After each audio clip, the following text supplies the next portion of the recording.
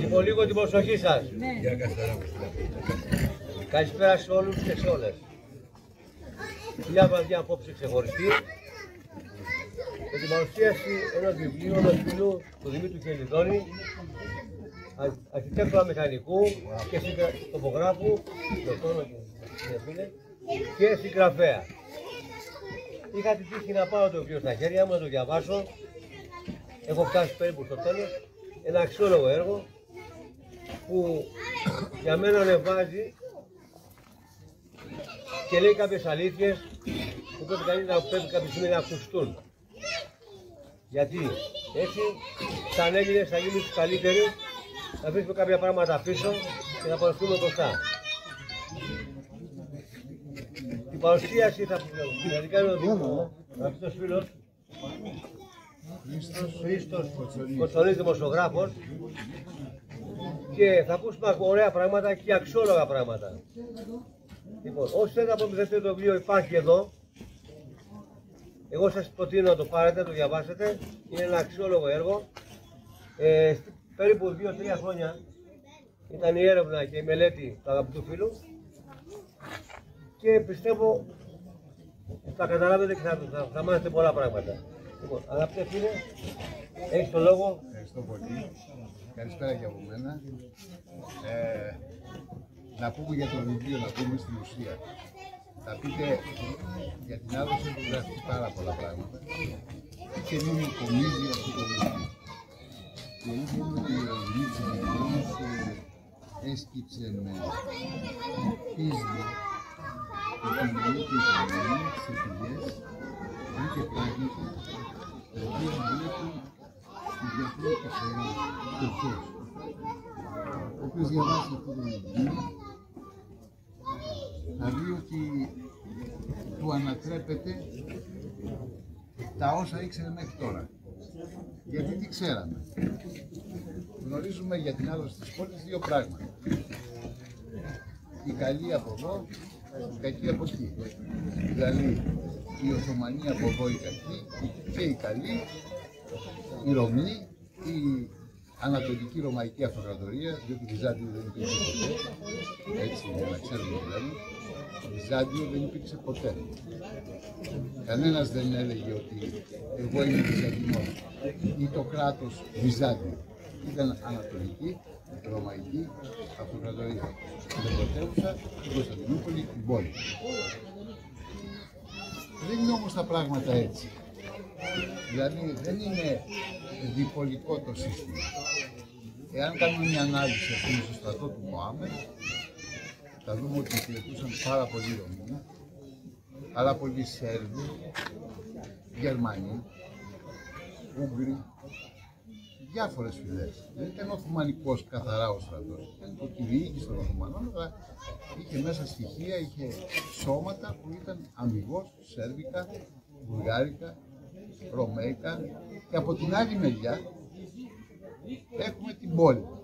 Μέσα στην πόλη είναι αρκετή πόλη με δύο κυρίαρχους, τους ενωτικούς και τους ανθενωτικούς.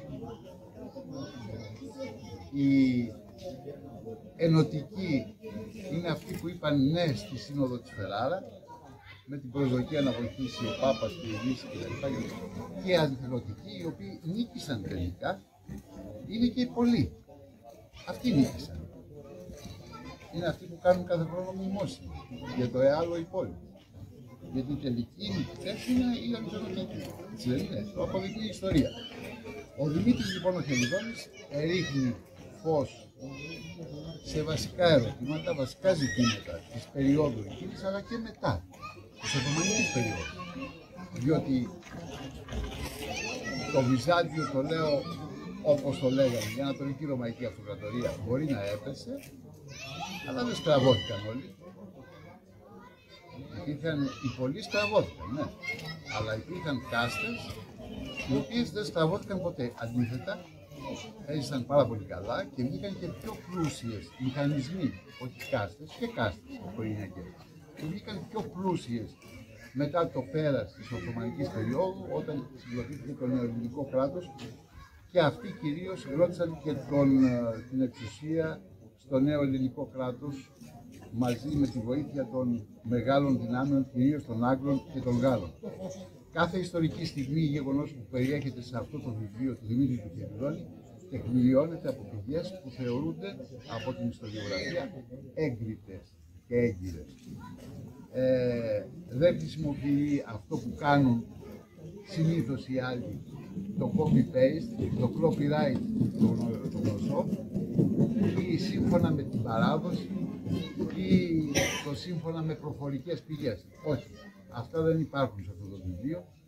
Υπάρχουν πηγές τεκμηριωμένες, οι οποίες αναλύονται και κάθε τι αποδεικνύεται.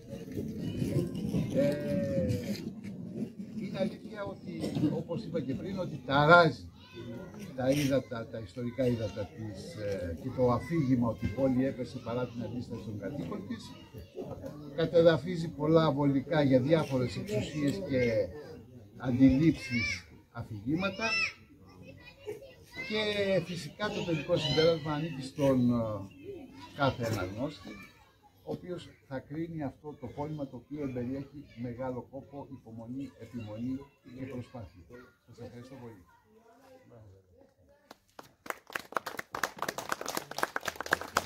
Εγώ με τη σειρά μου θέλω να ευχαριστήσω τη φιλόξενη αυτή κοινότητα και τους ηθήνοντες για την υποδοχή και την τιμή που μου κάνουν για να παρουσιάσω την εργασία μου, η οποία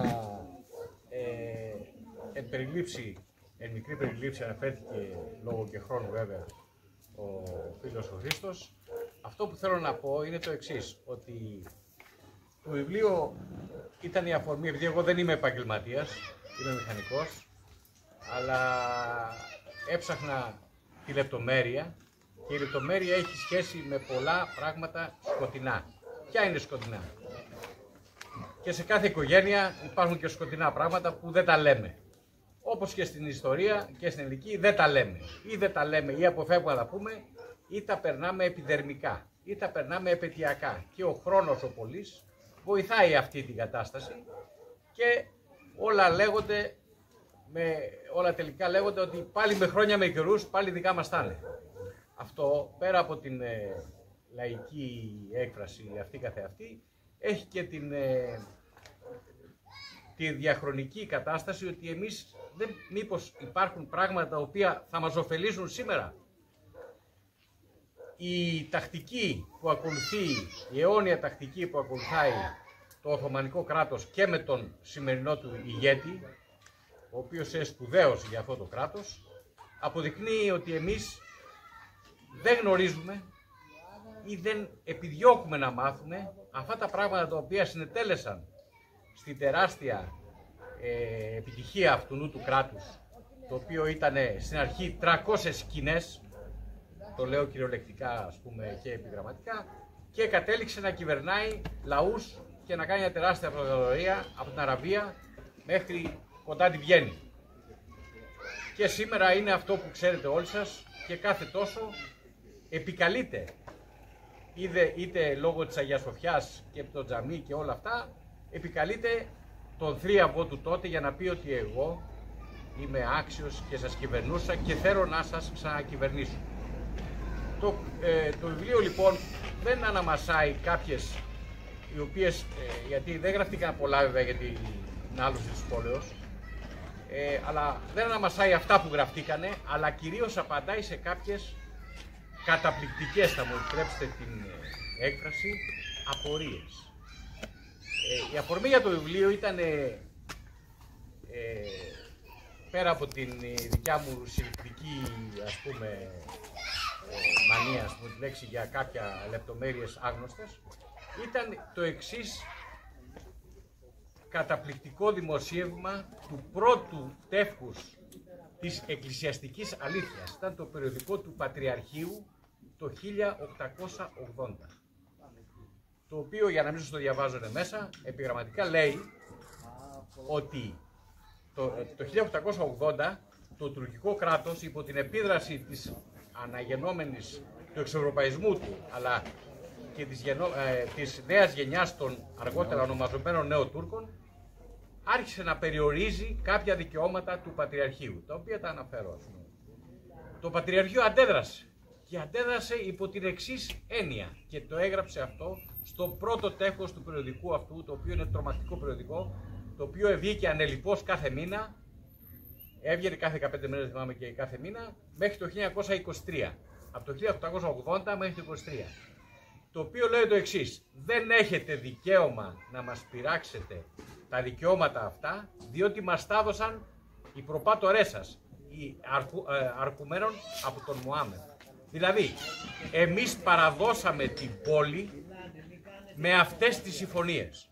Και επειδή το Ισλάμ γενικά τηρεί τις συμφωνίες μιας παραδοτέας πόλης, δεν έχετε δικαίωμα να το κάνετε αυτό. Αυτό το πράγμα ετέθη σε 5 χρόνια διαπραγματεύσεων αυτών των αλλαγών που ήθελε η Οθωμανική διοίκηση και τελικά επετέφθη ένας συμβιβασμός, ο οποίος διατήρησε βασικά αυτά τα δικαιώματα. Ποια είναι τα δικαιώματα? Λεγόμενα προνόμια. Για αυτά όμως έχει γραφτεί πιο πριν 100 χρόνια, το 1790, το μεγάλο έργο «Τα μετά την άλωση» που βρέθηκε στο Σινά, το οποίο πάλι γράφει τα ίδια, ότι δόθηκε, έγινε συνθήκη. Συνθήκη. Πώς έγινε συνθήκη?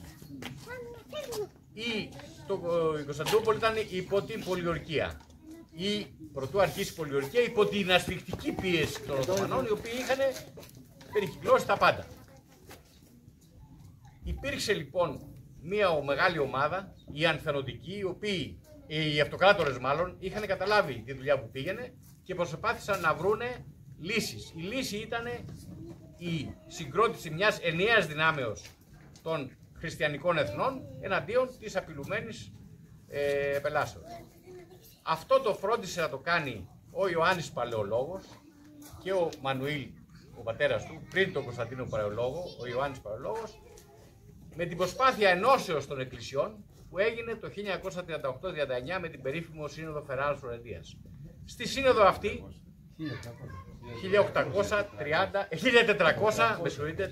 1438. Αυτή η σύνοδος, όταν εξελέγει υπό την πίεση των Ανατολικών, οι οποίοι ήταν σε μια αδύναμη θέση, αυτό το εκμεταλλεύτηκε φυσικά ο Πάπας για να βάλει τους δικούς του όρους.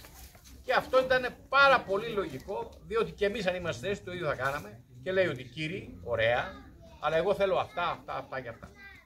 Τι ήθελε ο Πάπας? Πρώτον, ότι εγώ είμαι ο αρχηγός ορνών. Το δεύτερον, ότι άρθρα της πίστεως, δηλαδή ότι για την Θεία Μετάληψη και το που εκπορεύει το Άγιο Πνεύμα, πράγματα όχι πρακτικά, με την έννοια ότι οι αυτοκράτορες και άλλοι νοιαζόντουσαν για το στρατιωτικό μέρος της υποθέσεως. Αυτό όντως έγινε, αλλά και υπεγράφει υπό την πίεση αυτής της ανάγκης από όλους, από τους περισσότερους, εκτός από έναν.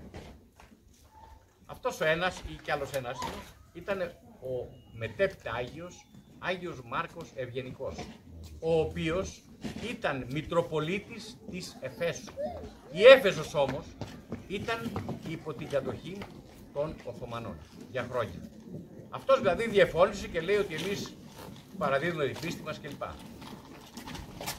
Ο μετέπειτα Πατριάρχης Γενάδιος, που ήταν εκεί σαν πολίτης, επειδή ήταν λόγιος κλπ και άξιος τιμής για τους τότε, υπέγραψε και μάλιστα ο ίδιος μίλησε υπέρ της συμφωνίας.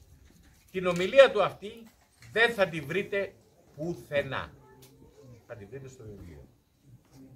Διότι πουθενά, μα πουθενά, δεν υπάρχουν τα αρχεία της διασκέψεως Φλωρεντίας. Τύχη αγαθή έκανε να τα βρω. Πάρα πολλά είναι μέσα και δείχνουν την αντιμαχία και το κυριότερο, τη μεγάλη αγωνία, ότι οι κύριοι μας λιώνουν, θα μας φάνε οι Τούρκοι. Γρήγορα να τελειώσουμε με κάποιους συμβιβασμούς κλπ. Με βάση αυτό έγινε η απόφαση αυτή και γύρισαν με τα πλοία το 439 στην Κωνσταντινούπολη. Πριν από αυτούς είχε πάει ο Μάρκος ο Ευγενικός είχε στείλει τον αδερφό του, τον Ιωάννη τον Ευγενικό, και προετοίμασε αυτό τα πλήθη, τα οποία ήταν θρησκόληπτα, ότι εδώ προδόθηκε η Ορθοδοξία και λοιπά όλα, και η συμφωνία αυτή, η Φεράρ Φλωρεντία, κατέστη νεκρό γράμμα. Και περνάγαν τα χρόνια μέσα από τη μεγάλη πίεση ενός μεγάλης μερίδος λαού και κυρίως των εκκλησιαστικών αρχόντων, ότι κύριοι προδώσατε. Στη βάση αυτή λοιπόν, αυτοί που υπογράψαν οι περισσότεροι μεταστράφησαν και είπαν ότι εμείς παρασυρθήκαμε και δεν μπορώ Βασίλη, δεν μπορούσα να το κάνουμε και δεν θα το κάνουμε. Οι άλλοι βέβαια τρίβα τα χέρια τους οι Οθωμανοί και σιγά σιγά προετοιμαζόντουσαν για την μεγάλη επέλαση, η οποία δεν μπαίνω στις λεπτομέρειες, η οποία έγινε το 1453. Ένα πολύ σημαντικό ήταν το εξής όμως. Το 1452 ο Ιωάννης Παλαιολόγος, ο Κωνσταντίνος Παλαιολόγος, επέβαλε με τη συνδρομή και διαφόρων άλλων ενωτικών την ενωτική λειτουργία της 12ης Δεκεμβρίου του 1452, στην οποία από τότε και μετά θεωρήθηκε η Αγία Σοφία, για την οποία χτυπιούνται σήμερα και λένε γιατί μας παραβιάζει την Αγία Σοφία, θεωρήθηκε και θεωρείται ακόμα δηλαδή τόπος μυερός. Έγινε δηλαδή συλλήτουργο. Ποιον συλλήτουργο? Ορθοδόξων και Καθολικών. Από τότε λοιπόν δεν πηγαίνανε κανείς στην Αγία Σοφία, ούτε από μακριά. Αυτό και παράδειγμα, στην Αγία Σοφία αυτοί που μαζευτήκανε μέσα ήταν ενωτικοί. Αυτοί που ήταν μέσα και τους πιάσανε οι Τούρκοι. Με βάση λοιπόν τη διαδικασία αυτή, το 1452 μετά την λειτουργία αυτή, ο Γενάδιος έφυγε με τους οπαδούς του, με πολλούς οπαδούς του, και πήγε πού? Στην Αδριανούπολη. Κανείς δεν λέει τι έκανε στην Αδριανούπολη. Μετά βγάλαν τη φήμη ότι αυτός που έγινε πατριάρχης μετά συνερήθηκε εχμάλωτος στην Κωνσταντινούπολη. Κανείς δεν το λέει αυτό. Είναι ένα μεγάλο ψέμα. Οι πηγές, κρυφές πηγές και επίσημες παράδειγμα, λένε ότι ήταν φιλοξενούμενος σε ένα σπίτι Τούρκου Μεγιστάνα, δεν λέει ακριβώς ότι είναι Τούρκος, Μεγιστάνα, στην Αδριανούπολη. Δηλαδή στην Εκάλη της Αδριανούπολης, ας πούμε. Και ρωτάω εγώ, δεν το ήξερε αυτό ο Μωάμεθ? Ο Μωάμεθ ήξερε και την παραμικρή λεπτομέρεια, διότι ζούσε και κοιμόταν και ξύπναγε με αυτό το όνειρο, πώς θα φτιάξει την πολυλουργία της Κωνσταντινούπολης. Δεν το ήξερε αυτό ο Μωάμεθ. Μα αν ήξερε ότι κάποιος τον έκρυβε, θα σκότωνε και τα σκυλιά. Και τότε δεν υπήρχε αμφισβήτηση στον Τούρκο ηγεμόνα, στον Οθωμανό ηγεμόνα. Εκεί έπεφτε αποκεφαλισμός κατευθείαν. Με βάση λοιπόν αυτά και τις διαδικασίες, ένα άλλο θολό που υπήρχε είναι το εξής. Ότι εντάξει ρε παιδιά, έγινε αυτή η καταστροφή. Όπως λέμε εδώ στη Μεσσηνία, τα χειμένα μαζωμένα γίνονται? Όχι. Και εμείς κοιτάξαμε να περισσώσουμε. Το θέμα είναι όχι ότι έγινε η καταστροφή και κοιτάξαμε να περισσώσουμε. Μήπως έγινε πριν η δουλειά, η συμφωνία? Γιατί το στρατιωτικό μέρος της Κωνσταντινούπολης αντεστάθηκε. Με αποτέλεσμα αυτά που ξέρετε, πόσοι σκοτωθήκανε, πόσοι μαγειρευτήκανε και πόσοι γλιτώσανε. Ποιοι γλίτωσαν? Οι εκκλησίες και πάρα πολλές εκκλησίες δεν διαλυθήκανε. Οι Τούρκοι δεν σφάξαν όλους. Σφάξανε μόνο αυτούς που είχαν αντισταθεί. Όχι τους ενωτικούς. Πώς τους γνώριζαν τους ενωτικούς? Υπήρχαν αυτοί, αυτό το λέγεται, σημάδια στα σπίτια. Πώς είχαν οι Ισραηλοί σημάδια στην έξοδο? Και έβαζε λοιπόν ένα κόκκινο φουλάρι, λέω εγώ, και εκεί μέσα δεν μπαίνανε. Γιατί? Είχε υποσχεθεί ο Μωάμεθ ότι παιδιά, όλα είναι δικά σας, εκτός από τα κτίρια, για 3 μέρες. Πότε λοιπόν έγινε η κατάληψη? Η κατάληψη έγινε στρατιωτικά, τελείωσε 10 η ώρα το πρωί την Τρίτη, 29 του μηνός. για 3 μέρες οι στρατιώτες, όταν λέμε στρατιώτες, ο κάθε αμόρφωτος, ο κάθε αυτός που θέλει να οικονομήσει και να πάρει σκλάβους κλπ. Έκανε, έσφαζε, βίαζε, βούταγε να πουλήσει, γιατί περιμέναν και έμποροι με τα πλοία απ' έξω για να πάρουν σκλάβους. Κανείς δεν λέει πότε έγινε πατριάρχης ο Γεννάδιος. Και τι λένε εδώ, έγινε 6 μήνες μετά, 6 Ιανουαρίου, το λέει η επίσημη εκκλησία, του 1454. Άλλος κλάδος επισήμου εκκλησίας λέει τον Απρίλιο του 54, μετά από 1 χρόνο περίπου. Η αλήθεια είναι μία, η οποία την βρήκα στα αρχεία του Αγίου Όρους. Η καθιέρωση του Πατριάρχη και η εκλογή έγινε μόλις έριξε το τρίμερο. Τρίτη, Τετάρτη, Πέμπτη, την Παρασκευή σε 9 το πρωί. Αυτό αποδεικνύεται μέσα στο βιβλίο από τα αρχεία του Αγίου Όρους. Σας ξανατονίζω, από τα αρχεία του Αγίου Όρους. Πριν από 150 χρόνια που γραφτήκανε από σημερινόντες κληρικούς. Και ρωτάω το εξής. Πότε προλάβατε να συζητήσουν? Είχαν ίντερνετ, τι κάνανε, mail. Πώς προλάβανε τη νύχτα και συζητήσανε όλα αυτά τα προνόμια ότι κύριοι θα έχετε τις εκκλησίες σας, αυτά, κύριοι θα ρητώσουν. Πότε έγιναν αυτά? Δεν μπορεί να έγιναν εκείνο το βράδυ, ούτε σε μια ώρα. Συμφωνηθήκανε μήνες πριν και συμφωνηθήκανε εν αγνία της στρατιωτικής διοικήσεως της Κωνσταντινούπολεως. Έγινε λοιπόν, εδώ υπήρχε ένας εχθρός, ένας Quisling, να πω τη λέξη τη σύγχρονη, μέσα στην πόλη. Αυτός κανόνισε, επί απέτη φάλακα, αυτός κανόνισε. Και προσέχετε τα ερωτήματα που βγαίνουν εδώ.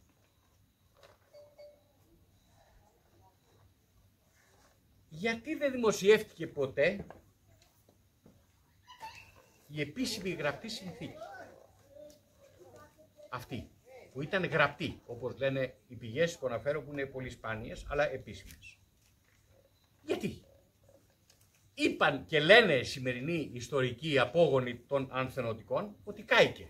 Πού κάηκε? Το 1513 σε μια φωτιά στη Παμακάριστο, που ήταν η έδρα του Πατριαρχείου, γιατί η Αγία Σοφία δεν ήταν. Δεν δέχτηκε αυτό να δέχτηκε η Αγία Σοφία. Και ρωτάω το εξής. Ωραία. Χάθηκε. Οι άλλοι δεν είχαν αντίγραφο. Μπορούμε εμείς οι δυο να κάνουμε μια συμφωνία και να μην έχουμε και οι δύο ένα αντίγραφο? Ξέρουμε τι είπαμε, αδερφέ. Πώς έγινε αυτό, πώς απεδείχθη? Απεδείχθη το 1519, 23, από τον Σουλτάνο Σελίμ. Ο Σουλτάνος Σελίμ, για κάποιους λόγους, να μην θέλησε να περιορίσει τα δικαιώματα αυτά. Και τότε ήρθε αντιπροσωπεία από τον Πατριάρχη, η οποία είπε ότι εμείς δεν μπορείς να μας τα περιορίσεις αυτά, ό,τι είπαν το 1880, διότι μας τα έδωσε ο παππούς. Ο πατέρας του Μωάμεθ ήταν ο Βαγιαζίτ, ο γιος του Αβαγιαζίτ και μετά ο γιος του Σελίμ. Ο παππούς λοιπόν, μα πώς λέει έγινε αυτό?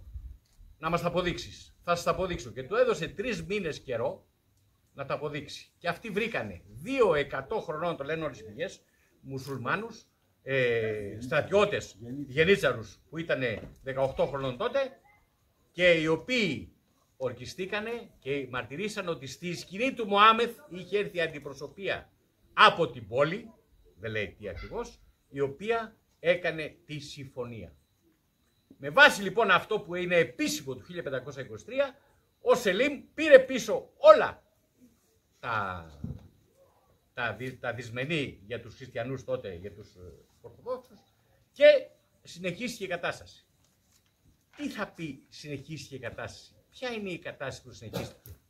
Ποια ήταν τα προνόμια? Τα προνόμια λοιπόν ήταν ότι η Εκκλησία, το Οικουμενικό Πατριαρχείο, ήταν κράτος εν κράτη. Τι σημαίνει κράτος εν κράτη? Ότι είχε τη διοίκηση και την ευθύνη για τους από κάτω. Οι Τούρκοι λοιπόν τι κάνανε?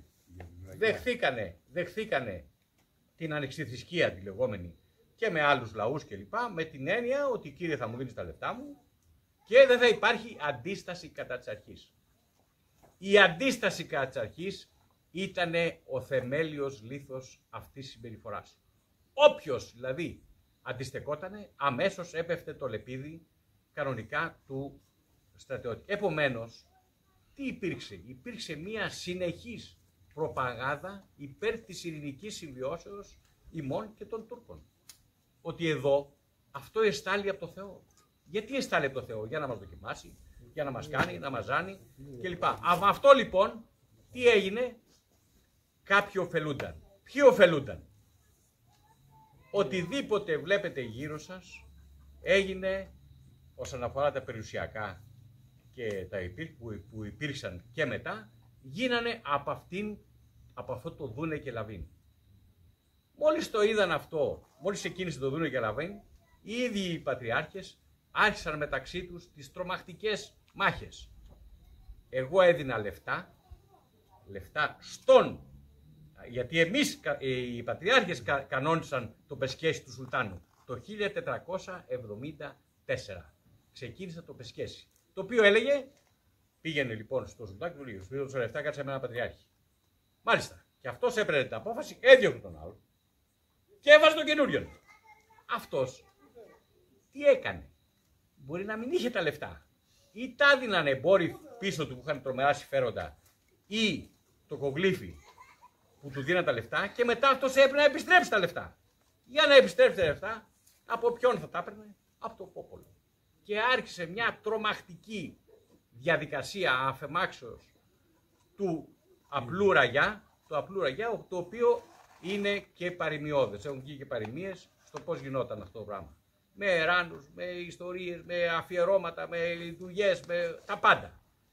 Έχω τρομακτικά παραδείγματα μέσα για να δείτε ότι ακόμα και το πώς ο κουμπάρος ανάβει τα φώτα για να βαφτίσει, όλοι σας έχετε βαφτίσει κάποιο παιδί, είναι από νόμο του Οικουμενικού Πατριαρχείου που λέει θα μου δώσεις τόσα.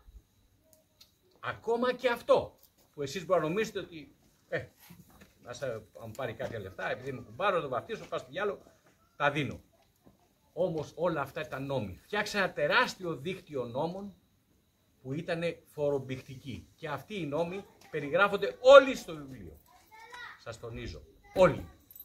Δεν υπάρχει τίποτε, καμία αυθαιρεσία. Ποιος έκανε τους νόμους? Τους νόμους έκανε το Πατριαρχείο. Μπορείς να κάνεις νόμο σε ένα άλλο κράτος χωρίς να το εγκρίνει το κράτος? Φυσικά το ενέκρινε το κράτος. Γιατί? Έπαιρνε τα δικά του. Και είχε την ησυχία, η οποία ησυχία λέει ότι κύριοι μην ενοχλείτε το δοβλέτη. Ποιος το είπε αυτό? Σας λέω μερικούς χαρακτηριστικούς που όλοι τα λέγανε. Ο Άγιος Κοσμάς ο Αιτωλός, ο πρώτος. Ο πιο γνωστός μάλλον, ο οποίος έλεγε ότι εδώ μας εδόθη εκ Θεού η δυναστεία των Οθωμανών, για να μας έχει ισχύα να μην δηλητηριαστούμε από τους δυτικούς. Με διάφορα τέτοια τερτύπια και γιατί υπήρχε το τρομερό όπλο του αφορισμού. Όταν κάποιος ήταν άταυτος, έπεφτε ο αφορισμός, που άμα διαβάσετε τι ήταν σαν να βγαίνει κάποιος εδώ στο χωριό και δεν του μιλάει κανένας. Τότε οι άνθρωποι δεν ήταν πολλά χωριά, εκεί ζούσαν. Δεν μπορείς να πας να μην σου μιλάει κανένας, κατηραμένος κλπ. Και προσέξτε να δείτε τι κάνανε αυτοί οι άνθρωποι. Το 1484, επειδή υπήρχε η Φερράρα Φλωρεντία που λέγει ότι είμαστε ενωμένοι, προσέξτε να δείτε τα τρομερά που έχουν γίνει. Και αυτό που θα σας πω είναι κάτι το ασύλληπτο, που δεν το φαντάζεστε. Το ξέρετε ότι ο αρχηγός της Εκκλησίας της σημερινής της Ορθόδοξης είναι ο Πάπας? Δεν το πιστέψετε. Αν πάτε το πείτε σε ένα μοναστήρι, θα σας βάλουν φωτιά, να σκάψουν συμπούρμπουλους. Γιατί είναι? Αφού το 1439 έγινε η σύνοδος που λέει αρχηγός ο Πάπας και το εκπορεύεται από τον ιό κλπ. Μετά αυτό έμεινε έτσι. Τι θέλαν αυτοί? Να έχουν ένα επίσημο όργανο, επίσημο σώμα για να το ανατρέψουν αυτό. Και τι κάνανε? Κάναν μία σύνοδο, τοπική σύνοδο, όχι οικουμενική, το 1484, την οποία την προετοίμασε ο Μωάμεθ, δεν πρόλαβε να την κάνει γιατί πέθανε το 1481 από την κυρίαση, την προετοίμασε ο γιος του και την έβαλε. Με τον Σιμεών τον Τραπεζούντιο. Οι Τραπεζούντιοι, θα σας πω μετά για αυτούς, ήταν επικίσσα για την Κωνσταντινούπολη, διότι κάναν συμφωνία και έπεσε η αυτοκρατορία της Τραπεζούντος με συμφωνία χωρίς μάχη. Και για αμοιβή τους έδωσε περιουσίες ενωτικών και όλα αυτά και το εμπόριο μεγάλο και ήταν μια μεγάλη παροικία, ας πούμε, του Ουκρανικού πολέμου. Προσέχτε τι έγινε το 1484 και αυτό έχει σχέση με την περιοχή μας, που είναι συγκλονιστικό αυτό. Το 1484 λοιπόν έγινε αυτή η σύνοδος που λέει, καταδικάζουμε τη σύνοδο Φλωρεντίας και λοιπά και όλα αυτά που λέει. Εάν ψάξετε να βρείτε πού είναι η σύνοδος αυτή, δεν την βρείτε πουθενά. Πουθενά, ούτε γραμμένη, ούτε τα πρακτικά της. Είναι εδώ μέσα. Τα οποία λένε αυτά εκτός από ένα, το οποίο είναι τρομερό. Δεν γράφει για το πρωτείο του Πάπα. Γιατί δεν γράφει για το πρωτείο του Πάπα? Διότι εκεί την εποχή του 1484 ο Μωάμεθ έκανε συμφωνία με τους Ενετούς και μοιράσαν την Πελοπόννησο, την οποία την περισσότερη την πήρανε οι Τούρκοι, εκτός από μερικές σαν τη Μεθόνη. Προσέξτε τι έγινε τώρα. Κορώνη Μεθόνη, και δεν τα πήραν αυτά. Δεν τα πήρανε εισαγωγικά και έγινε αυτή η συμφωνία. Δεν συνέφερε το Μωάμεθ, γιατί αυτό το κάνει πάντα η τουρκική πολιτική. Αποκοιμίζει τον εχθρό να κατονομάσει τον Πάπα ότι είναι αντίπαλος κλπ. Και του λέει δεν θα γράψετε για τα πρωτεία. Και δεν έγραψε κανείς τα πρωτεία. Τι κάναν λοιπόν? Φτιάξαν μία λειτουργία και επειδή πάρα πολλοί ήταν ενωτικοί και ιδίως στην Πελοπόννησο, ενωτικοί δηλαδή λέγανε να συμμαχίσουμε ρε παιδιά για να μην μας φάνε οι άλλοι. Αυτός ο οποίος ήταν ενωτικός βρέθηκε σε δύσκολη θέση μετά. Πώς θα ζούσε αυτός, αφού κυρίαρχοι ήταν οι ανθενωτικοί και τα αφεντικά τους, οι Τούρκοι. Έπρεπε να δηλώσει μετάνοια. Πώς δηλώνει μετάνοια? Τον εβάζαν στην εκκλησία, του κάναν μια λειτουργία, την έχω την λειτουργία μέσα, η οποία λέει εγώ τάδε μετανοώ και αυτό και λοιπά και είμαι καλός πλέον. Και με βάση αυτό ξαναβαπτιζόταν στα νάματα της κρατούσης τάξεως. Ποιοι δεν το κάναν αυτό? Ακούστε να δείτε το τρομερό που έγινε. Το 1490 υπήρχε επίσκοπος στη Μεθόνη, ο Ιωσήφ Πλουσιαδινός, ο οποίος ήταν ένας επίσκοπος από την Κρήτη, ο οποίος μετεστράφη και έγινε ενωτικός.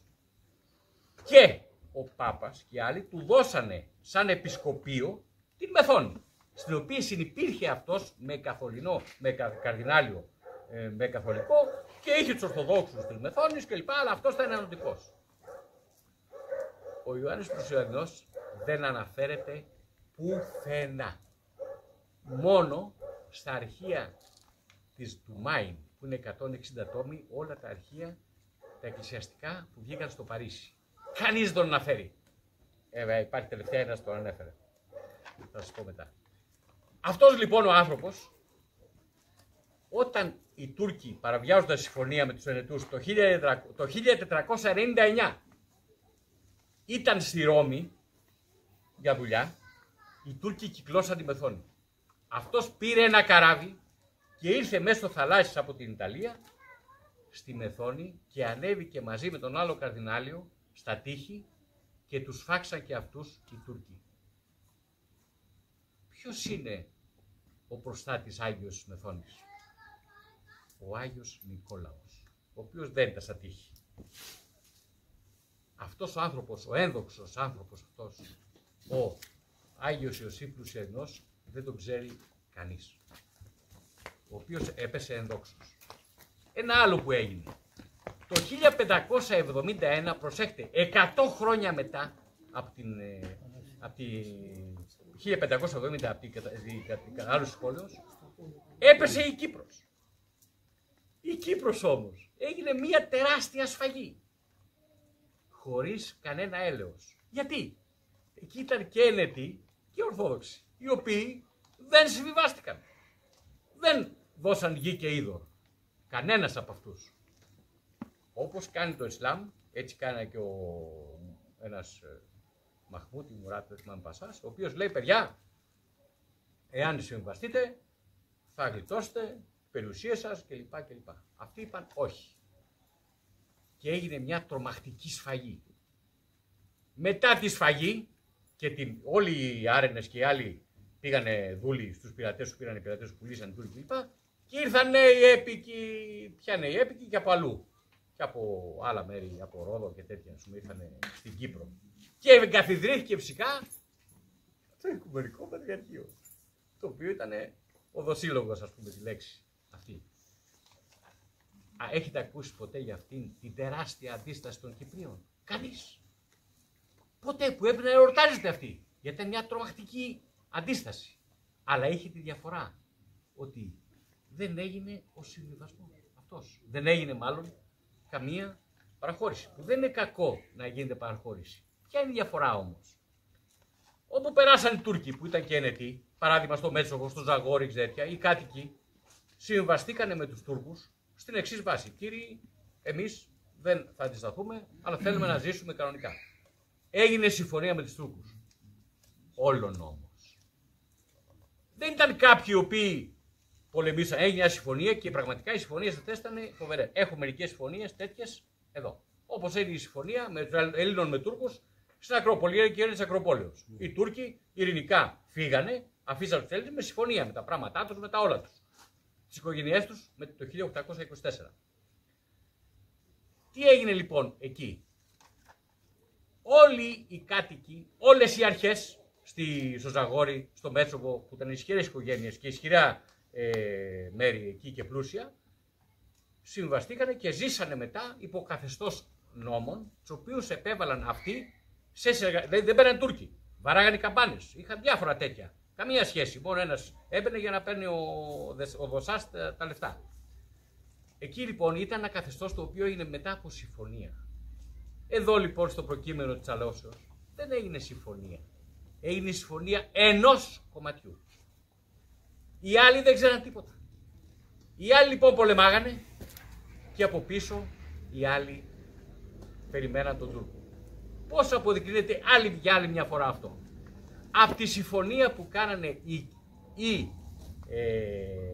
ο Μωάμεθ με τους Γενουάτες πριν την άλωση. Οι Γενουάτες της πόλης, ενώ πολεμήσανε, μετά παραδοθήκανε εθελουσία στο Μωάμεθ. Η συμφωνία που κάνανε οι Γενουάτες στο Μωάμεθ, το οποία έχω, είναι πολύ σπάνια και τη βρήκα στα παλαιοτουρκικά. Τα παλαιοτουρκικά τα μεταφραστήκανε με έναν ειδικό ο οποίος το μετάφρασε. Είναι ίδια με τα προνόμια. Τυχαίο ρε παιδιά. Πώς έγινε αυτό? Και μάλιστα ο Μωάμεθ βρήκε κάποιους Γενουάτες στρατιώτες οι οποίοι είχαν πολεμήσει και ήθελε να την πάρει πίσω. Γιατί λέει αντισταθήκατε. Άρα λοιπόν δεν τηρήσατε τη συμφωνία μας, άρα όχι. Και τελικά έγινε με ένα συμβασμό πάλι και εκτίμησε αυτός ότι δεν ήταν σωστό να το κάνει αυτό και για λόγους να έχει και κάποιες καλές σχέσεις με την κοινότητα των Γεωργιωτών, επομένως και με την Ενετία που ήταν τότε. Τη Γένοβα, ναι. Λοιπόν, άλλα ερωτήματα να σας πω, ένα που λέει το βιβλίο. Ποιοι μετήκησαν την Κωνσταντινούπολη? Έγινε αυτό που έγινε. Η μισή λοιπόν, πώς ήταν η Κωνσταντινούπολη? Κανείς δεν λέει πώς ήταν μέσα στην Κωνσταντινούπολη τότε όμως. Όχι πριν ήταν έφτασε σε 500.000 είχε φτάσει. Από το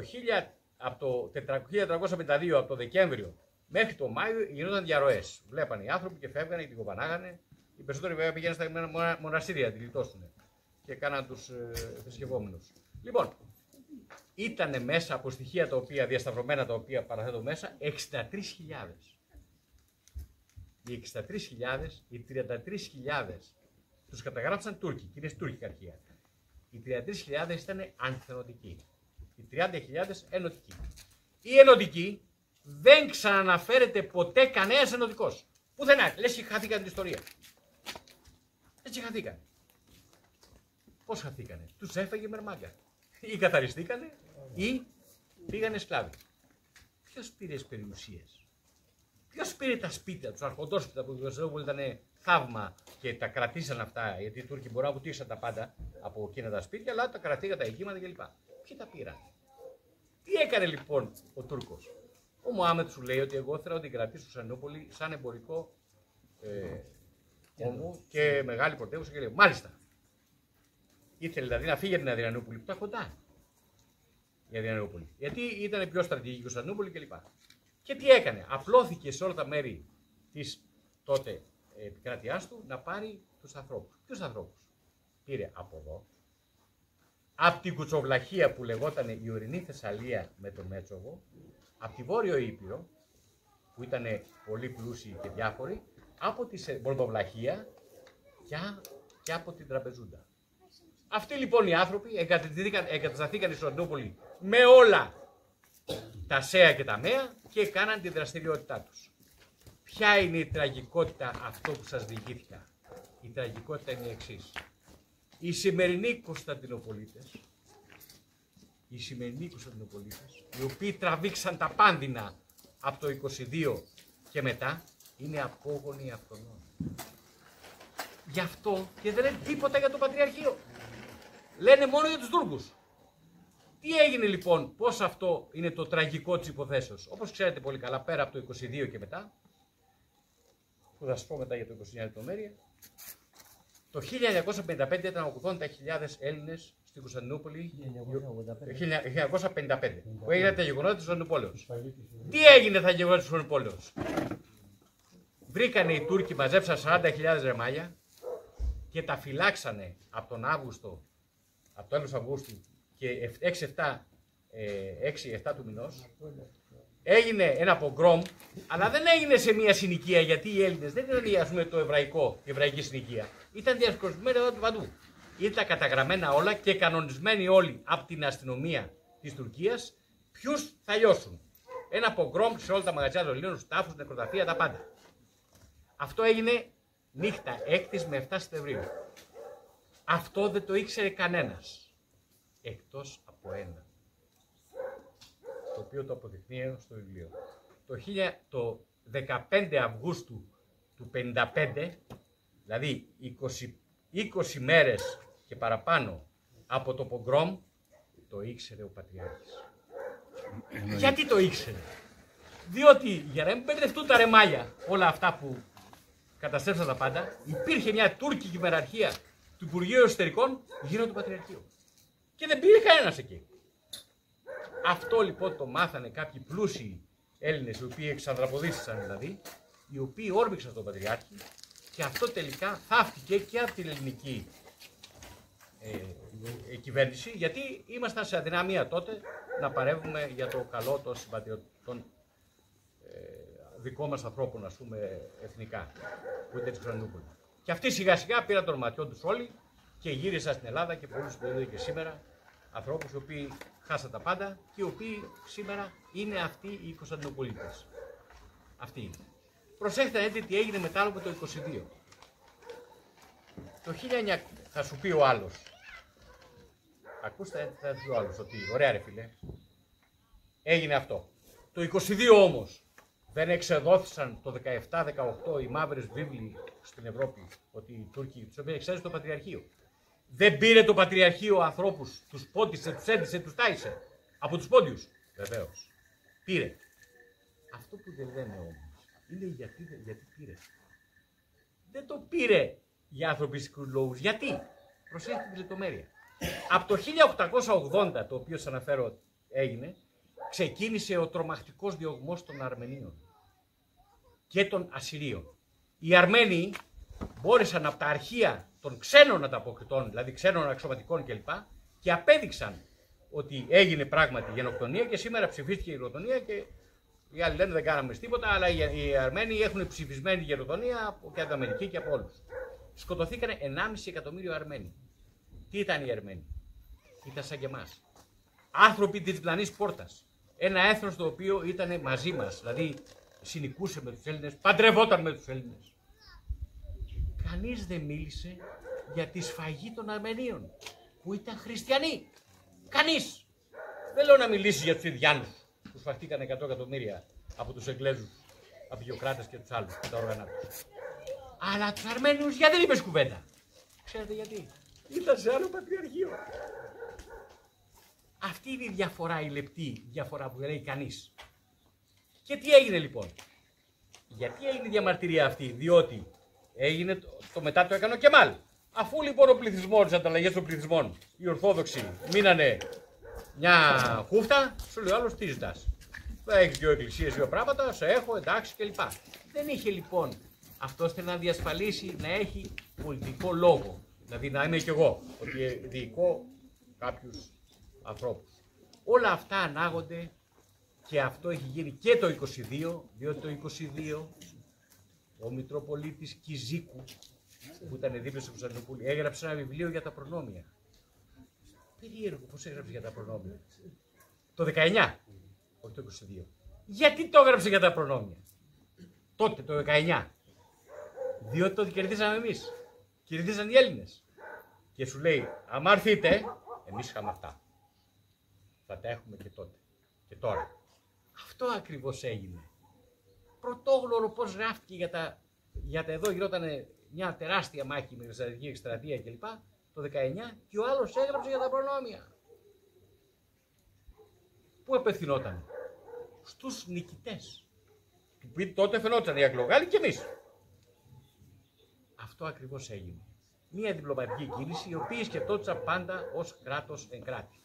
Και δεν ήταν με κανέναν.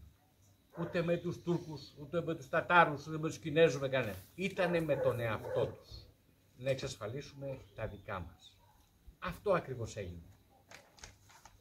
Ένα άλλο να πω και να τελειώνω γιατί σας ζάλισα. Ένα άλλο πράγμα. Όλοι κατηγορήσαν και έγινε διαδεδομένο και έτσι έγινε και άλλος του Κωνσταντινούπολεως με την λεγόμενη τζιχάντ, τον Ιερό Πόλεμο. Ότι όποιος σκοτωθεί θα πάει στον Παράδεισο με τα ουρί κλπ. Ποιος έκανε την τζιχάντ? Την τζιχάντ δεν το λέει κανείς. Την θεμελίωσε ο Άγιος Δομέτιος με τον Άγιο Βασίλειο τον 6ο αιώνα μετά Χριστού στο Βυζάντιο.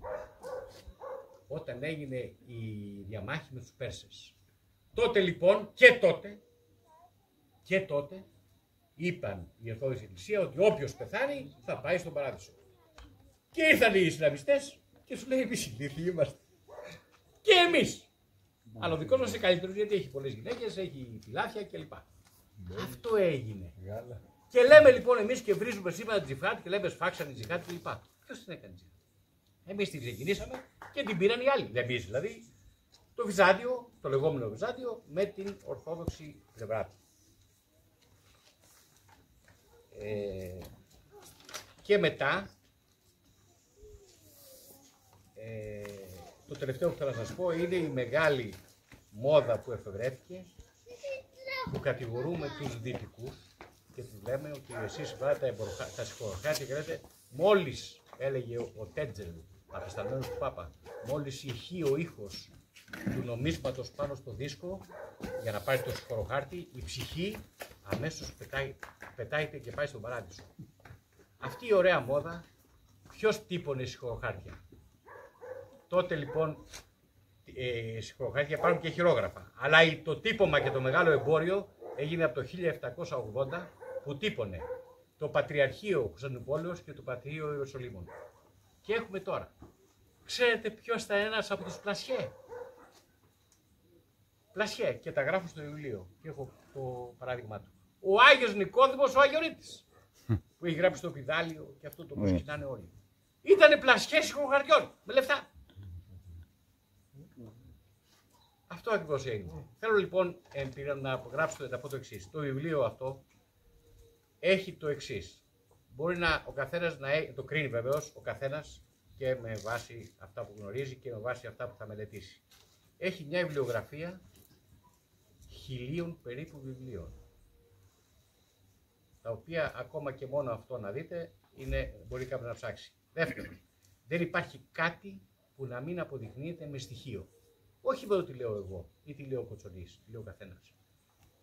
Στοιχείο, ντοκουμέντο. Και βέβαια υπάρχει και η δικιά μου η κριτική, δηλαδή η κριτική εννοώ το συμπέρασμα, το οποίο μπορεί κάποιος να διαφωνήσει, να πει το τραβάς ή δεν το τραβάς κλπ. Αλλά οτιδήποτε, τονίζω, οτιδήποτε είναι σαν στοιχείο μέσα. Ποια στοιχεία? Τα στοιχεία αυτά που τα βρήκα?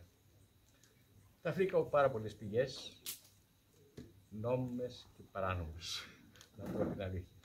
Με την έννοια ότι δεν υπάρχουν, δεν βρίσκονται, δεν τις λέει κανένας. Αυτό κράτησε πολλά χρόνια, δεν κράτησε 2 χρόνια. Αυτό κράτησε πολλά χρόνια. Και απλώς θα ήρθε η σκέψη, μήπως αυτά κάνουν κάποιο σύνολο και έκανα ό,τι μπορούσα, γιατί εγώ δεν είμαι επαγγελματίας. Είμαι ένας απλός. Απλούστατα όμως, το βιβλίο είναι γραμμένο με τη μαθηματική μέθοδο της επαγωγής, το οποίο λέει ότι ο κύριος Πάνος λέει αυτό. Είναι σωστό διότι ΑΒΓΔ. Είναι λάθος διότι ΑΒΓΔ. Όλα λοιπόν είναι αιτιασμένα. Με αιτία και όλα αποδεικνύονται. Και εκεί γράφουμε και παράδειγμα πώς η επίσημη ιστορία, όπως σας είπα στην αρχή, ή αποκρύπτει ή δεν λέει ή τα μισολέει. Έχει τους κυριότερους ιστορικούς, τον Καρολίδη, τον Ράνσιμαν και τον Παπαρηγόπουλο. Και γράφει τι γράφουν ακριβώς αυτοί. Ακριβώς όμως. Όχι λέει ο Παπαρηγόπουλος, ακριβώς τι λέει. Και εκεί ο καθένας μπορεί να δει και να κρίνει και όλους και προπαντός εμένα. Ευχαριστώ πάρα πολύ.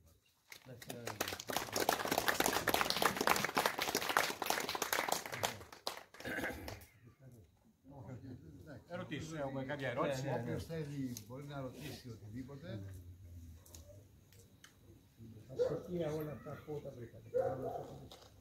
Τα στοιχεία αυτά αναφέρω που είναι. Το κάθε ένα από αυτά, ακριβώς δίπλα, στο τέλος, λέει ποιο είναι. Ακριβώς. Δηλαδή, λέει. Βεβαίως. Όχι. Πηγές. Ναι, ακριβώς, ναι. Λέει ακριβώς το κάθε ένα. Πώς, δεν υπάρχει κάτι. Και τουρκικά αρχεία έχω δει. Λοιπόν. Λίγα. Ναι, εντάξει, ωραία. Αλλά εγώ μίλησα κυρίως διεθνή και ελληνικά. Τα οποία κάθε παράγραφος γράφει όπου είναι. Κάθε. Ούτε μία δεν είναι χωρίς προέλευση. Ορίστε. Περιοδικά, βιβλία, δημοσιεύσεις είναι πάρα πολλά. Αυτές οι πηγές. Οι πηγές είναι τα πάντα. Ορίστε. Βεβαίως. Αυτό που σας είπα, η ημερομηνία αυτή είναι γραμμένη το 1904 στην ιστορία τη επίσημη του Αγίου Όρους, του Αρχιμανδρίτου Βελικάνη, η οποία είναι η πιο επίσημη και όλοι αντιγράφουν από αυτήν, είναι τόση. Δύσκολα να τη βρείτε, αλλά βρίσκεται, η οποία γράφει ακριβώς την ιστορία του Αγίου Όρους, πώς έγινε και πώς έγινε τότε τι έκανε. Όχι γενικά, γιατί δεν μπορώ να το μπλέξουμε όλα.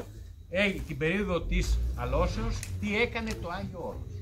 Τα λέει ακριβώς. Και το αναφέρω εκείνο. Ο Δελικάνης, δηλαδή, ακριβώς ό,τι λέει ο Δελικάνης. Δεν λέω δικά μου. Ό,τι λέει, δεν υπάρχει κάτι που να λέω εγώ. Το παραμικρό. Όλα είναι και αυτό που γράφεται είναι αυτό. Είναι εκεί. Είναι εκεί, είναι αλλού, είναι παραπέρα. Όλα. Ούτε ένα δεν υπάρχει χωρίς προέλευση. Ούτε ένα. Θα προσθέσω κάτι. Παρακαλώ. Συμφωνούμε ότι ο Γεννάδιος ήταν ο προδότης. Εγκρέμισαν ένα από τα 7 θάματα του κόσμου της θεάς Άρτεμις. Δίπλα στην Κωνσταντινούπολη. Δεν 40, το κρέμψε αυτός. 40 άλλους ναούς να φτιάξουν Δεν το κρέμψε αυτός. Ο Ιουστινιανός τα έκανε. Επί Ιουστιανού, ο οποίος Εντάξει, καθιέρωσε και το βάφτισμα για εμάς τους Έλληνες. Όταν βαφτίζεσαι δεν είσαι πια Έλληνας. Και εδώ επαναδώνεται. Ναι, εντάξει. Αυτά είναι πριν όμως. Εμείς μιλάμε για Όλες την αυτές οι θρησκείες είναι εβραιογενείς και... Ναι, εμείς μιλάμε, το βιβλίο είναι ιστορικό, δεν είναι φυσιολογικό. Ναι, συμφωνώ πολλά αυτά τα πράγματα σίγουρα. Αλλά είναι εβραιογενείς και εμείς είμαστε... Αυτό είναι άλλο θέμα. Τι δουλειά έχουμε με τους Εβραίους να πούμε. Την ώρα που γίνεται μακελιό και πέρα και πάμε και τους δοξολογούμε και πέρα με χαμηλώνα τον Αφιένα και τα κουμπάμε κιόλας. Το βιβλίο δεν ασχολείται με αυτό. Ασχολείται με τα γεγονότα της αλώσεως και μετά. Πρέπει να θίγουμε και άλλα πράγματα γιατί όχι. Θα ήταν τόσο. Οι Εβραϊκές θρησκείες έχουν να κάνουν με τους Εβραίους. Το μακελιό που γίνεται με την τελευταία ανυπότακτη φυλή που είναι Φιλιστέοι. Αυτό είναι ένα άλλο θέμα, το οποίο δεν θίγεται εδώ, γιατί δεν μπορεί να θίγει. Παράδειγμα, το βιβλίο δεν ασχολείται με το 21. Εσύ είσαι Φιλιστέος ή Παλαιστίνιος? Φιλιστέοι είναι αυτοί. Εσύ Ελεουτής. Φιλιστέος ή Παλαιστίνιος? Φιλιστέοι και Παλαιστίνοι. Πανελής, Αράβικα, άνθρωποι από άλλη χώρα. Πας και εσύ δηλαδή στα ουρί του Μουάμεθ πίσω. Πίσω από τα ουρί του Μουάμεθ θα πηγαίνεις και εσύ. Γιώργο. Ερώτηση. Μια παρατήρηση τελευταία, έτσι για το με συγχωρείτε. Πιο δυνατά ακούγεις όμως. Επειδή αναφέρατε τον Ραντσίμαν, ο Ντρόιζεν, ο Ραντσίμαν, οι οποίοι είναι οι δύο μεγαλύτεροι μελετητές ερευνητές μάλλον, όσον αφορά για τη Βυζαντινή και αυτοκρατορία αλλά και τις σταυροφορίες, και είναι και η κύρια πηγή πληροφοριών παλαιότερων. Στα αναφέρεται Βυζαντινή αυτοκρατορία. Μην βλέπουμε τώρα σε λέξη. Η Ανατολική Ρωμαϊκή Αυτοκρατορία, η Ανατολική Ρωμαϊκή Αυτοκρατορία για τον α ή β λόγο στην Ορθοδοξία λέγεται Βυζάντιο. Στο δυτικό κόσμο λέγεται East Romani Bero. Συνονοηθήκαμε. Τώρα, ο τίτλος και ο τύπος δεν έχει αξία. Αναφερόμαστε για έρευνα πηγών και ποιοι τέλος πάντων ήταν οι πρωταγωνιστές της ερεύνης. Για να γίνει ένας ερευνητής πρέπει να μιλάει κάποιες γλώσσες, πρέπει να μπορεί να εμβαθύνει στο πρωτότυπο, που είναι μάλλον ή αρχαιοελληνικό ή λατινικό, γιατί ο Γερμανός ο Ραντσίμαν δεν σήμαινε ότι είχε μεταφραστεί δίπλα του, ο ίδιος μετέφραζε τα αρχαία ελληνικά, το Ευαγγέλιο, τα λατινικά. Μην φανταστούμε εδώ πέρα ότι είχε κάποιον αυτόματο μεταφραστή. Εκτός από τους Ιταλούς ή τους Λατίνους, οι οποίοι κυρίαρχα ουδέποτε επιδίωξαν να αναδεί τον πρωταγωνιστικό ρόλο κάτι ελληνικού. Γι' αυτό το λόγο ο κύριος Χελιδόνης λέει ότι έχω α, β, γ πηγές από τους δύο αυτούς. Ο Ντρόιζεν είναι ο σπουδαίος ερευνητής της αυτοκρατορίας Τραπεζούλος. Έχει μετά ο άλλος που αντιμετώπισε του Φαλμεράιερ τη θεωρία, ο Παπαρηγόπουλος, ακριβώς έχει κάνει και αυτό το ίδιο, ο Παύλος ο Καρολίδης και όλα λοιπά. Γι' αυτό λέμε οι πηγές που αναφέρει, όντως οι 1000 πηγές τέλος πάντων, που είναι άλλες ελληνικές και άλλες ξένες, είναι ότι η πηγή λέει ότι εγώ, ο Ραντσίμαν, το πήρα από εκεί. Επειδή αναφέρομαι γιατί του είπες πού τα βρήκες αυτά. Εγώ θέλω όλες απόδειξες. Σου λέει σε ποιον απευθύνθηκα. Δεν λέει το βγάλα εγώ από το κεφάλι μου. Τώρα... Αυτό ήταν διαφορία. Τίποτα. Η έρευνα είναι ένα δύσκολο κομμάτι για τον οποιοδήποτε από εμάς. Και μετά όταν ερευνήσει μια ιστορία, Ορίστε. όταν γίνεται έρευνα για μια ιστορία που είναι 600-700 χρόνια Εσείς, και πάει κύριε 1000 χρόνια πίσω. Θα σας πω ένα παράδειγμα. Ένας από τους ιστορικούς...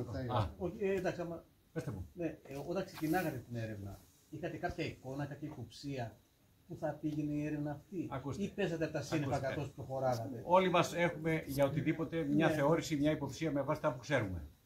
Εγώ το πρόβλημά μου δεν ήταν να δικαιολογήσω την υποψία μου. Ήταν μια υποψία από τις πολλές μπορεί να έχουμε όλοι. Είναι να αποδείξεις. Αυτό είναι το ζήτημα. Να αποδείξεις. Δηλαδή, εγώ λέω ότι αυτό το αποδεικνύω. Πρόσεξε όμως. Εάν κάποιος πει ότι δεν αποδεικνύεται 100%, μπορεί να έχει δίκιο. Με ποια έννοια? Προσέξτε. Από μαθηματικής απόψεως, η ανάσταση του παρελθόντος είναι αδύνατη. Δεν μπορεί να γίνει. Τι γίνεται όμως? Από το συγκερασμό όλων των στοιχείων, προσέξτε τη λέξη όμως, όλων, και αυτουνού και αυτουνού και αυτουνού, όλων των στοιχείων βγάζουμε κάποιο συμπέρασμα. Αυτό κάνει το βιβλίο. Δεν αποκρύπτει τίποτα. Παράδειγμα, ο Παρηγόπουλος, ο οποίος έγινε ο επίσημος ιστορικός της Ελλάδος, λόγω του ελληνοχριστιανισμού που προπαγάνδισε, έγινε στη θέση του Σάθα, ο οποίος ένας τρομερός ιστορικός ιστοριοδίφης, ο οποίος αναφέρεται... Μέσεωνο, ναι. Ο οποίος θα τρομερό, ο οποίος δεν ακούγεται. Ο οποίος έχει τρομακτικά στοιχεία. Ο Παρηγόπουλος δεν αναφέρει όπου τα πήρε, πουθενά. Δεν αναφέρει καθόλου. Κι όμως τον έχουμε όλοι και σε όλα τα βιβλία των σχολείων υπάρχει ο Παρηγόπουλος. Προπαγάνδα. Αυτό λοιπόν το λέω σε εσάς, γιατί δείτε τα όλα αυτά και δείτε και κρίνετε το βιβλίο αυστηρά μεν, αλλά πρώτα δες τις πηγές. Τις πηγές. Εδώ με μέσα... μια διαφωνία ότι ο Παπαρηγόπουλος για αυτά τα οποία αναφέρει χωρίς να αναφέρει πηγές αποδεικνύονται από άλλες πηγές. Ναι. Δεν είναι ότι έχει αυτοσχεδιάσει ο ίδιος. Στην περίπτωση Αλώσεως έχει ορισμένα τα οποία δεν τα αποδεικνύει και είναι λαθασμένα. Διότι από συγκερασμό άλλων πηγών, βγαίνουν τα άλλα. Το γράφω μέσα, γιατί έχω του Βαρυγόπουλου το αυθεντικό και των άλλων πηγών τι λένε. Κρίνει ο αναγνώστης. Αλλά τα είναι μέσα στο βιβλίο αυτά. Όλες οι πηγές. Όλες. Κανείς δεν μπορεί να πει, βέβαια, αν διέφυγε κάτι, χαιροπολί και διέφυγε, ή σίγουρα διέφυγε, δεν είναι το σύμπαν, αλλά όλες οι σημαντικές πηγές που αναφέρονται στα γεγονότα αυτά που είναι κρυφά. Παράδειγμα, το μεγαλύτερο βιβλίο, πιο αναλυτικό βιβλίο για την ανάλωση του 1932, ενός Πασπάτη, το οποίο το παίρνουν όλοι και αντιγράφουν. Ο Πασπάτης αυτός έγραψε μια μεγάλη ιστορία της Ονυπόλεως. Ξέρετε τι λέει για τις μέρες της σφαγής. Κανείς δεν ξέρει τι έγινε τότε και ο Θεός ξέρει, λέει, τι κάνει ένα στράτευμα που καταλαμβάνει μία περιοχή και πέφτει η σφαγή, το αίμα τρέχει στο ποτάμι. Με αυτές τις λέξεις δεν λέει. Τίποτε άλλο. Δεν το ήξερε. Εγώ δεν το πιστεύω. Δεν το ήθελε να το βάλει. Εδώ είναι ένα σημαντικό στοιχείο που αφορά την κρατούσα εξουσία, η οποία βολεύεται με ένα αφήγημα το οποίο έχει καθιερώσει, αποκρύπτοντας την ουσιαστική ιστοριογραφία. Είπαμε προηγουμένως για το Σάθα. Ο Σάθας είναι πάρα πολύ σπουδαίος. Να ξέρετε κάτι. Έχετε ακούσει όλοι το μύθο, το παραμύθι του κριτικού σχολείου. Λοιπόν, το Πανεπιστήμιο Αθηνών το 1876, το Πανεπιστήμιο Αθηνών, επαναλαμβάνω, το 1876 έχει προκηρύξει διαγωνισμό για την παιδεία κατά την τουρκοκρατία. Το διαγωνισμό τον κερδίζει ο Κωνσταντίνος Σάθας, ο οποίος αποδεικνύει ότι σε όλη την Οθωμανική επικράτεια, κατά τη διάρκεια κυρίως από το 1630 και μετά, λειτουργούν γύρω στα ανάλογα 300 με 250 σχολεία. Κανονικότατα. Έτσι, οπότε πάει στον Γεάδα ο μύθος περί κρυφού σχολείου. Και αυτό το αποδεικνύει ο Κωνσταντίνος Σάθας το 1876 σε διαγωνισμό, επαναλαμβάνω, του Πανεπιστημίου Αθηνών. Πόσοι το ξέρουν αυτό? Και κάτι άλλο προσθέσω. Από το 1630 έχουν εκδοθεί μέχρι το 1830 660 βιβλία ελληνικά. Φυσική, χημεία, γεωγραφία, ιστορία, τα πάντα. Ξέρετε πού είναι αυτά? Στο Πανεπιστήμιο Ιωαννίνων, στον Ελληνομνήμονα. Αν μπείτε, πατήσετε Ελληνομνήμονας και δείτε 660 βιβλία. Αυτά πού διδαχόντουσαν? Ή που διδάσκονταν ακόμα. Ναι. Τελειώσω. Και αυτό το παραδέχεται και το Πατριαρχείο μέσα. Το έχω μέσα. Ο μεγαλύτερος ιστορικός του Πατριαρχείου ήταν ο Μανουήλ Γεδεών. Αυτός ο άνθρωπος έχει γράψει φοβερά βιβλία και διέσωσε πάρα πολλά από τα αρχεία του Πατριαρχείου. Μας τα έδωσε εμάς, πέθανε το 1941 στην Αθήνα. Και ο οποίος γράφει μέσα καθαρά για τα γυμνάσια. Δεν είναι μόνο για τα δημοτικά, που τα δημοτικά τα γράφει όλα ο Ευαγγελίδης. Αν δείτε το βιβλίο Τρίφωνος Ευαγγελίδου, η παιδεία επί τροκρατίας, λέει για το χωριό εδώ. Που τι σχολείο είχε, για το κάθε χωριό. Για το κάθε χωριό. Τι σχολείο είχε, είχε διτάξιο, είχε εξατάξιο, είχε. Για το κάθε ένα. Και μάλιστα για τα γυμνάσια. Τα αναφέρει ο Μανουήλ Γεδεών από τότε. Πώς λοιπόν, αφού το ίδιο το Πατριαρχείο λέει υπήρχε παιδεία κανονική, γιατί οι Έλληνες θέλουν τα παιδιά του μορφώνονται, να κάνουν, πληρώνανε. Οι Έλληνες που είναι ιδίως στη Σμύρνη, η Σμύρνη είχε τεράστια σχολεία. Και αυτά. Λοιπόν, αυτά όλα τα κάνανε οι Έλληνες, διότι οι Έλληνες της Αλλοδαπής πληρώνανε και φέρναν τα βιβλία και το καράβι τα έφερνε και τα πήγαινε στο σχολείο εδώ στη Μεθόνη, στα σχολεία, αλφαβητάρια, ιστορίες. Τέτοια βιβλία, 660. 660. Όμως από τύχη εκδόθηκε πριν από καιρό ένα βιβλιαράκι μικρό, τόσο, 30 σελίδες, το οποίο από τη Σιάτιστα. Το οποίο διαφημίζουν ότι αυτό ήταν το βιβλίο του κρυφού σχολείου. Ξέρετε τι έχει αυτό μέσα? 4 προσευχές, την ΑΒ και τις 4 πράξεις αθηνητικής. Άμα διαβάσετε τα βιβλία, τα 660 αυτά, θα διαβάσετε όλες τις επιτεύξεις τότε της επιστήμης. Φυσική, χημεία, τα πάντα. Τα οποία όμως, όλα τα βιβλία αυτά, αφορίστηκαν. Έχω τους αφορισμούς μέσα από την Εκκλησία, ότι ήταν τα μαθηματικά τα οποία ήταν του διαβόλου. Το γράφει μέσα σε όλα τα επίσημα εκκλησιαστικά κείμενα. Με βάση, ο πρώτος που τα αφόρησε αυτά ήταν ο Γρηγόριος ο Έψιλον. Αυτός που κρεμάστηκε, τον κρεμάσανε. Δεν έκανε καλά τη δουλειά του, κυρίως. Δεν είναι θέμα μας αυτό, αλλά αυτό έγινε. Αυτοί αφορίστηκαν όλοι, ο Μεθόδιος Ανθρακίτης, όλοι αυτοί που ανήκανε στο λεγόμενο διαφωτισμό. Ο Κοραής ήταν άλλο, είναι πιο μετά. Καΐρης. Από πριν, άλλο μετά. Όχι, θέλει να πει τον Καΐρη.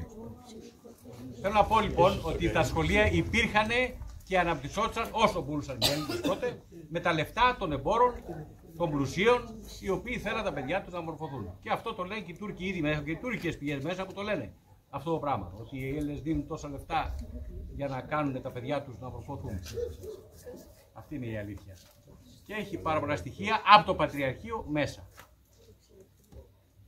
Να συμπληρώσω κάτι για το μύθο του Χριστού σχολείου. Έχει γράψει βιβλίο ο Άρχης Αγγέλου.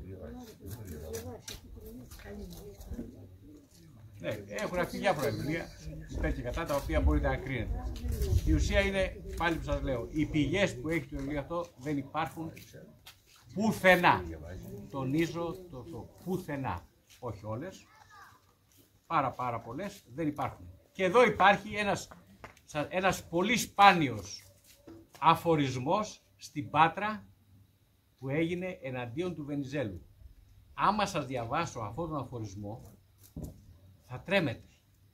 Δεν συγκρίνεται ούτε από τη χειρότερη κατάρα μιας γριάς 100 χρονών που καταγγέλει το γείτονά της εδώ πέρα. Να βγάλεις σπηριά, να κάνεις το 1916, και αυτό διαβάστηκε επισήμως στην Πάτρα. Και αυτό βρέθηκε στα Γενικά Αρχεία του κράτους. Το γράφω βέβαια που βρέθηκε και που ποιο τόμο είναι κλπ. Άμα το διαβάσετε θα τρέμετε. Δηλαδή, ποιος αυτός το έγραψε? Αυτή η απορία μου. Ποιος το έγραψε? Δηλαδή, θα το γνωρίσω αυτό. Αυτό είναι θέμα εσωτερικής πολιτικής διαμάχης. Ναι, όχι. Ναι, δεν αλλά... έχει σχέση τώρα με τη σύγκρουση 2-3 θρησκειών. Ναι. Αυτό ακριβώς. Αλλά όμως. Αυτό περιορίζεται σε αυστηρή φεουδοκρατία εντός του εσωτερικού. Όχι, χώρου. έχει λαογραφική σημασία, διότι οι κατάρες που διάβασα ήταν τρομακτικές. Και εγώ είχα μια γιαγιά που καταριότανε. Αλλά τέτοιο πράγμα δεν έχω διαβάσει ποτέ στη ζωή μου.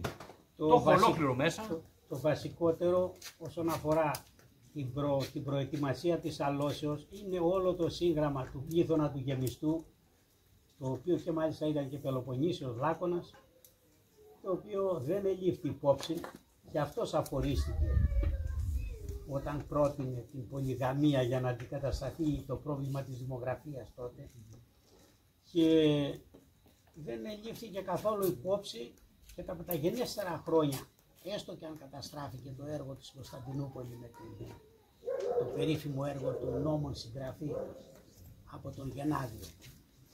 Αυτοί όλοι τέλος πάντων διδάσκαλοι του γένους, οι άγνωστοι διδάσκαλοι, γιατί έχουμε και κάποιους γνωστούς όπως και ο γεμιστός ο Πλήθων, θα έπρεπε να αναδειχθούν, γιατί είναι μεγάλος ο ρόλος τους τα δίσεκτα εκείνα χρόνια.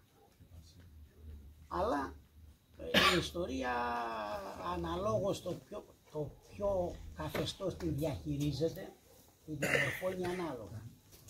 Και γι' αυτό επικρατεί παντού ο όρος, την ιστορία τη γράφει πάντα ο νικητής. Τη διδάσκει ο νικητής. Και να αντιθέσει με την Ελλάδα, την οποία την ιστορία την έχουν γράψει οι τιμένοι.